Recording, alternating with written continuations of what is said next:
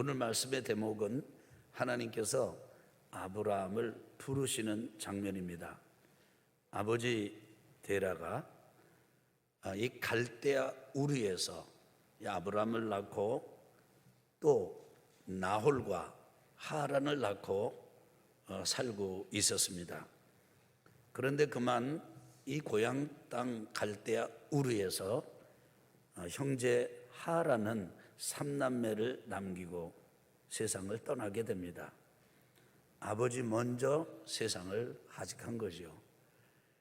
그리고 아버지 데라는 우상을 섬기는 사람이었습니다. 우상을 숭배하는 우상 숭배자였습니다. 그런데 그 아들 아브라함에게 어느 날 하나님께서 나타나셨습니다. 그리고는 떠나서 가라라고 말씀하셨습니다.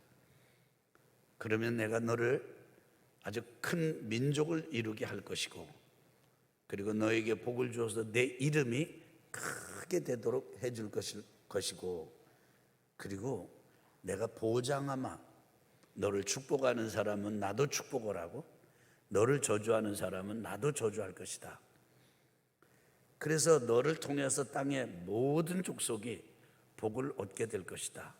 그야말로 너는 복이 되는 것이야. 이렇게 부르셨습니다.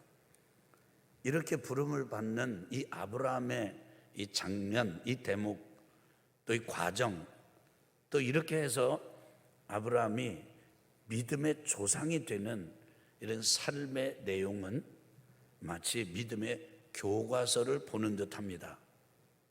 오늘 이 아브라함을 부르시는 이 장면이 우리에게 보여주는 것은 무엇입니까? 첫 번째로는 하나님의 사랑을 보여줍니다. 여러분, 지금 이 역사를 거슬러 올라가 보면 지금 이 아브라함의 아버지 데라입니다. 이렇게 해서 아브라함부터 10대를 거슬러 올라가면 노아가 나옵니다. 노아가 어떤 사람이었죠? 노아가 하나님께서 이 땅을 홍수로 심판하실 때 방주를 지으라는 명령을 받고, 그리고 그 방주 안으로 들어가서 물 심판을 당하는 세상을 경험했으면서도 유일하게 이 한 가족이 살아남아서 새로운 신인류, 새로운 인류의 조상이 되었던 사람입니다.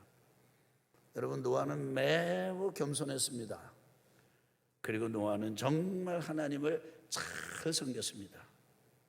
그런데 너무나도 안타깝게도 노아의 아들 셈, 함, 야벳 한 대가 지나가고, 또 그 다음 2대가 지나고, 또 3대가 지나고, 4대가 지나고, 한 100여 년 정도의 세월이 흐르면서 어쩌면 그렇게 사람들이 조상의 은혜를 잃어버리는지 아주 까맣게 잊어버리고 노아가 섬겼던 하나님 신앙의 근본 정신을 잃어버리고 신할 평원에 이르렀을 즈음에는 도시 성읍을 세우고 높은 탑을 쌓으면서 하나님의 나라에 하나님까지 닿도록 올리자, 높이자, 우리 이름을 내자, 절대로 우리 땅에 흩어지지 말자, 이렇게 하나님의 뜻을 역행하는 일을 하게 됩니다. 노아를 잃어버린 거죠. 노아가 섬기던 하나님을 잃어버린 것입니다. 홍수 심판을 통해서 세상을 다 쓸어버리시면서도 모든 인류를 다 끝장내지 않으시고 유일하게 노아의 가족을 통해서 새로운 이 인류의 비전을 꿈꾸셨던 그 하나님을 잃어버린 거예요. 망각한 겁니다. 그 바벨탑 하나님께서 흩으셨습니다. 그리고 사람들을 또 다 다른 곳으로 흩어버리셨어요. 그리고 또 세월이 흘러갑니다. 그렇게 해서 아브라함에 이를 때까지는 10대, 노아부터 아브라함까지 10대에 이르게 되는데, 세월이 흘러가면서 이 사람들은 하나님을 잃어버린 것뿐 아니라 더 나아가서 하나님 대신에 우상을 섬기는 자들이, 우상 숭배자들이 됐습니다. 와, 어떻게 이럴 수가 있습니까? 아담에서부터 노아까지 10대, 노아에서 아브라함까지 10대, 아담에서 아브라함까지 20대가 흐릅니다.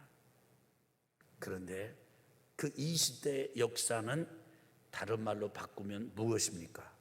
하나님은 공을 들이시고 하나님은 애정을 품으시고 늘상 사람들과 함께 이 아름다운 세상을 만들 꿈을 꾸셨습니다. 그런데 그 하나님께서 이렇게 아브라함 시대에 인간이 타락의 극을 달리고 있을 때 인간을 버리지 않으시고 아담을 찾아오셨어요. 아담의 이름 아브라함을 찾아오셨어요. 그리고 아브라함을 부르시는 거예요. 아브라함아, 아브라함아, 너 지금 있는 자리를 좀 떠나야 되겠다. 여러분, 떠나야지요. 거기 계속 있으면 되겠습니까? 근데 내가 너에게 보여줄 땅으로 가라. 땅 목적지를 지정해 주지 않으셨지만 너 지금 거기 살면 안 돼. 거기 그냥 있으면 안 돼. 거기에 머물러 있으면 안 돼. 거기 떠나야 돼. 너 거기서 일어나야 돼. 거기 앉아 있으면 안 돼. 거기서 머물면 안 돼. 거기서 떠나야 돼. 하나님께서 먼저 찾아오신 거예요. 하나님과 아브라함 사이의 관계, 우상 숭배가 만연한 그 시대에 그 이루어진 이 놀라운 신비스러운 관계는 아브라함이 먼저 찾은 게 아닙니다. 하나님께서 먼저 찾아오신 거죠. 하나님의 사랑님이십니다. 아브라함을 이렇게 부르신 하나님께서 오늘 여러분과 저를 부르세요. 저의 이름을 부르세요. 우리 이름을 부르십니다. 아들아, 딸아, 너 이제 일어나라. 너 거기에 더 이상 있으면 안 돼. 그 수준에 그냥 있으면 안 돼. 그 분위기에 잠겨 있으면 안 돼. 찾아오셔서 관심을 보이십니다. 하나님의 사랑이에요. 이해할 수 없는 사랑이에요. 신비스러운 사랑입니다. 주목받지 못하는 사랑입니다. 그런데 확연하게 있습니다. 하나님의 사랑이 있습니다. 제 평생에 제 인생을 되돌아볼 때 어느 날 그 하나님의 사랑이 저에게 왔어요.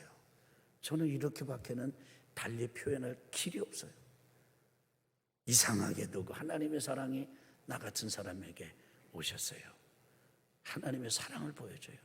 두 번째로는요, 하나님께서 아브라함을 부르시는 이것을 통해, 제가 자꾸 아브라함 대신에 아담 이래도요, 여러분 잘 이해하고 들으세요. 예, 그것도 점 찍으시면서 한 번, 두 번 곤란합니다. 아브라함을 부르시는데요, 이 부르심의 신비를 보여줘요. 여러분, 여호수아서 24장 2절에 보게 되면은 이 이게 아브라함의 아버지 데라가 우상 숭배자였다는 거 아닙니까? 여러분 한번 생각해 보세요. 이 아버지 데라가 우상 숭배자란 말이에요.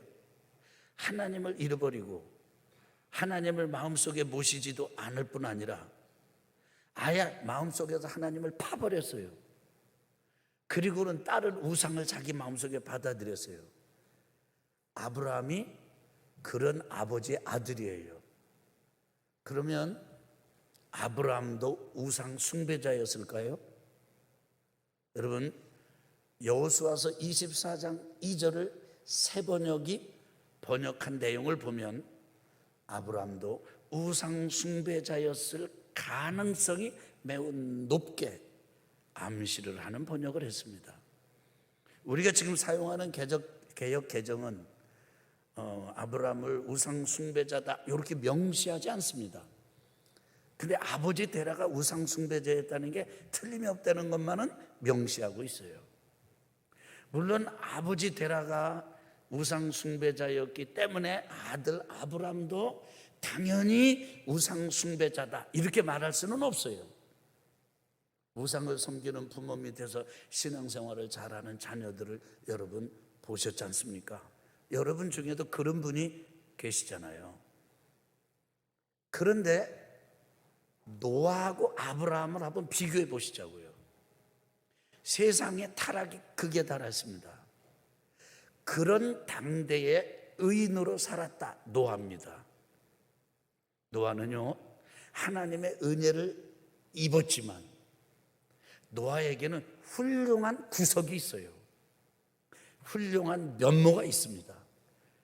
그래서 하나님께서 노아를 사용하실 때 사용하실 만해, 쓰실 만해 이렇게 합니다. 여러분 사람이 어떤 자리에 올라가는 사람 보고 이렇게 얘기하는 거 들어보셨죠? 그 사람 말이야 평소에 볼 때는 껄쩍해 보였는데 거기 자리에 올라가니까 사람이 의젓해 보여. 사람이 그런 자리에 가면 그렇게 때깔이 바뀌나? 이렇게 하는 말을 들어본 적이 있을 것입니다. 여러분 어떤 사람은 난 저 사람 저럴 줄 알았어. 난 저 사람 저렇게 훌륭하게 될 줄 알았어. 이런 말 여러분 들어보신 적이 있을 거예요. 다 타락한 시대에 하나님께서 노아를 택할 때는 노아는 당대의 의인의 삶을 살아서 하나님은 그렇게 부르실 만한 근거가 노아에게도 물론 은혜이지만 있다고. 근데 아브라함은 그렇지가 않아요. 아브라함의 아버지와 함께 우상 숭배자였는지 확실히 알 수는 없지만 우상 숭배 분위기에 젖어 살았던 것만은 틀림이 없어요.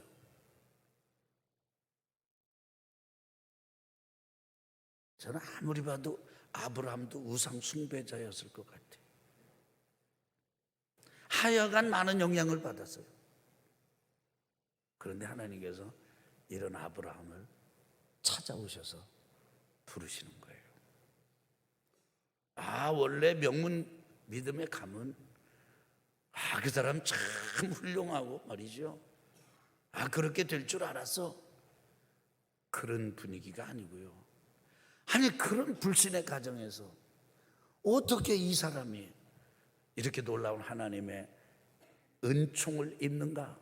믿음의 조상이 되는 이런 은혜를 입는가? 퀘스천 마크가 붙는 아주 전형적인 사람이 아브라함이에요. 그래도 제가 아브라함의 삶을, 아브라함의 부르심의 이 과정을 믿음의 교과서라고 부르는 거예요. 하나님께서는 그야말로 아브라함을 부르신 것은 그야말로 은혜 중에 은혜입니다. 그 하나님께서 오늘 여러분과 저를 부르세요. 간밤에 하나님을 예배하러 나온 지금 이 모습과는 전혀 다른 모습으로 간밤을 지냈을 수도 있잖아요. 사람과의 관계가 끊어졌을 수도 있고 깨졌을 수도 있고, 그리고 우리 스스로 봐도 좀 만족스럽지 못한 삶을 살았을 수도 있지 않습니까? 그러다가 오늘 예배 드리러 오셨을 수도 있잖아요. 그런데 하나님은 그거 다 개의치 않으시고 말씀하세요. 내 사랑하는 아들아, 내 사랑하는 딸아, 너 거기 그 자리에 있으면 안 된다. 거기 그 분위기에 그냥 젖어 있으면 안 된다. 그래서 벌떡 일어나라. 벌떡 일어나. 2분 이상 졸면 제가 이렇게 합니다. 하나님의 부르심 보면 참 신비해요. 하나님께서 제가 늘 입버릇처럼 이야기하는데 저는 제 자신을 볼 때 너무 신기해. 내가 이렇게 목회자로서 살고 있다는 게 아주 신기해 죽겠어요. 아주 너무너무 신기해. 아마 17살 때까지 같이 시골에서 어울려 지냈던 그 친구들, 중학교 졸업할 때까지 어울렸던 친구들이 지금 저를 만나서 보면 깜짝 놀랄 겁니다. 아니 네가? 왜냐하면 저도 그랬거든요. 집안에 아무도 믿는 사람이 없어요. 저는 아주 기본적으로 의심이 많은 사람이었어요. 그런데 이렇게 제가 목회자가 되지 않습니까? 신기해요. 하나님의 부르심에는요 신기해요. 여러분 볼 때 신기하지 않나요? 내가 여기 왜 안 좋아 있어 여기에 지금? 왜냐하면 여러분이 많이 찍었거든. 저기 절에도 가보고 하여간 올해는 다 가보셨잖아요. 그런데 지금 여기 와 있어. 신기해. 여러분 마음속에 이렇게 예배 드리고 가면서도 이게 뭐 다음 주에 또 와야 될지 안 와야 될. 그때 그 다음 주에 와서 또 앉아 있어. 신기해. 하나님의 부르심의 신비. 여러분 하나님의 사랑이 있습니다. 그걸 하나님이 여러분과 저를 부르셨어요. 마지막 세 번째로는요 믿음의 본질을 보여줍니다. 뭐의 본질을 보여준다고요? 믿음의 뭐를 보여준다고요? 본질을 보여줘요. 믿음의 본질은요 딱 두 가지예요. 첫째는 떠나는 것이에요. 두 번째는 가는 것이에요. 여러분과 제가 아무리 여기서 떠나야지 가야지 이렇게 하더라도요 떠나서 앉은 자리에서 일어나서 움직이지 않으면 떠나는 사람이 아니에요. 가는 사람이 아니면 떠나는 사람이 아니에요. 하나님께서 아브라함에게 요구한 떠나라고 하는 장소가 거듭 반복이 됩니다만 삶의 근거지입니다. 삶의 완전히 토대입니다. 여러분과 저에게도 하나님께서 말씀하세요. 너 이전에 살던 대로 살면 안 돼. 거기서 빨리 나와야 돼. 혹시 여러분 지금도 혈통을 자랑하고 가문을 자랑하고 학식을 자랑하고 뭐 또 학벌을 자랑하고 그 다음에 또 내가 어디 출신이여 그거 자랑하십니까? 아직 믿음을 모르는 분이에요. 어떤 사람은 자기가 가졌던 이 사고, 사상, 의식, 문화 이거를 도저히 도대체 벗어나지를 못해요. 그래가지고 신앙생활하면서도 그분들은 자기를 바꿀 생각을 안 하고 교회를 바꾸려고 교회를 바꾸려고 해요. 어떻게 보면은요 여러분 오해하지 말고 잘 들으셔야 돼요. 목회자를 바꾸려고 그래. 목회자의 가르치는 가르침이나 이걸 바꾸려고 해. 이게 그게 아니거든요. 우리가 떠나야 되는 거예요. 이전에 내가 가졌던 삶의 가치와 방식과 이런 것을 내가 다 놔야지 하나님과 함께 갈 수가 있는 것이에요. 지금 이 말씀을 들을 때 여러분 속에 내가 떠나야 될 여기를 떠나야 될 신앙생활도요 예전에 했던 거를 그냥 계속 반복하고 있어. A 발음을 배웠으면은 그 다음으로 나가야지. 그냥 그 단계에서 계속 머물러 있어요. 안 됩니다. 그러면 그건 떠나는 사람 아니에요. 믿음의 본질을 가지고 있는 사람이 아니에요. 오히려 그 자리에 그냥 앉아 있는 사람이에요. 정체되어 있는 사람이에요. 지체하고 있는 사람이에요. 성장을 경험하지 못하는 사람이에요. 벗어나지를 못하는 사람이에요. 옛날의 때깔을 벗어야 돼요.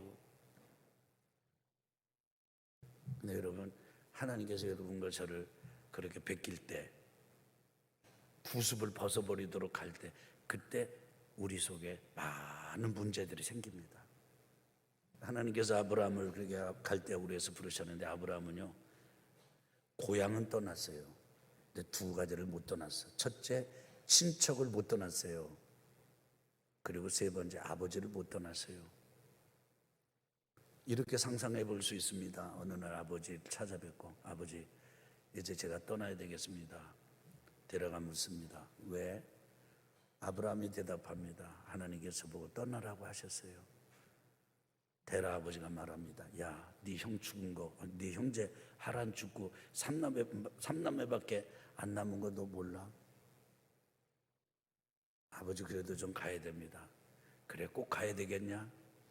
예, 좀 가야 됩니다. 그럼 같이 가자. 그것마저 아브라함이 뿌리칠 수가 없었어. 그래서 아브라함이 하나님의 부르심을 받았음에도 불구하고 아버지 데라가 지도자가 돼서 떠납니다. 갈 바를 알지 못하고 떠납니다. 하란까지 올라갑니다. 1000km를 이동했습니다. 하란에서 아버지가 죽습니다. 하란에서 꽤 살았어요. 재산이 생겼습니다. 사람이 많이 아브라함에게 붙을 만큼의 세월이 흐를 만큼 하란에서 살았습니다. 하란에서 아브라함이 떠날 때가 75세였습니다. 근데 그때 누구를 데려갑니까? 조카 롯을 데려갑니다. 조카 롯이 누구입니까? 친척입니다. 하나님은요, 세월이 흘러가면서 조카 롯하고 헤어지지 않으면 안 되는 때가 이 아브라함에게 있었습니다. 그래서 아브라함이 조카 보고 내가 우하면 내가 좌하고 내가 좌하면 내가 우하겠다 이렇게 하죠. 그 조카 롯이 택한 데가 소돔과 고모라예요. 아담의 이 행적을 보게 되면은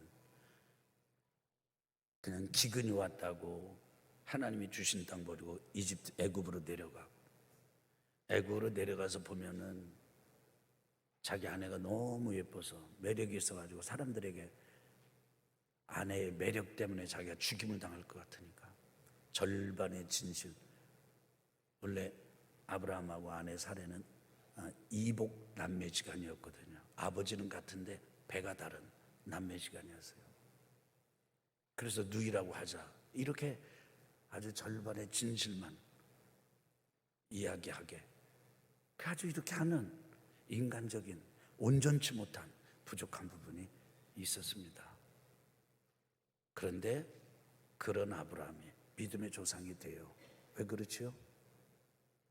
완전해서가 아니고 이렇게 보잘것없지만 하나가 있습니다.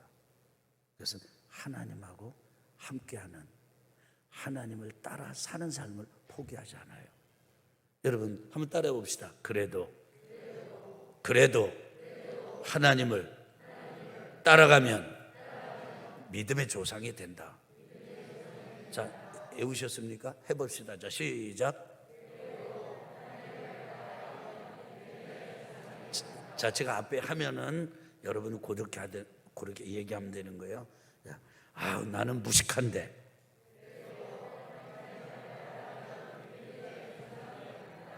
여러분 보니까 로봇 보는 것 같아 지금. 좀 딱 싫어가지고 해봐요. 완전하지 못한데 내가.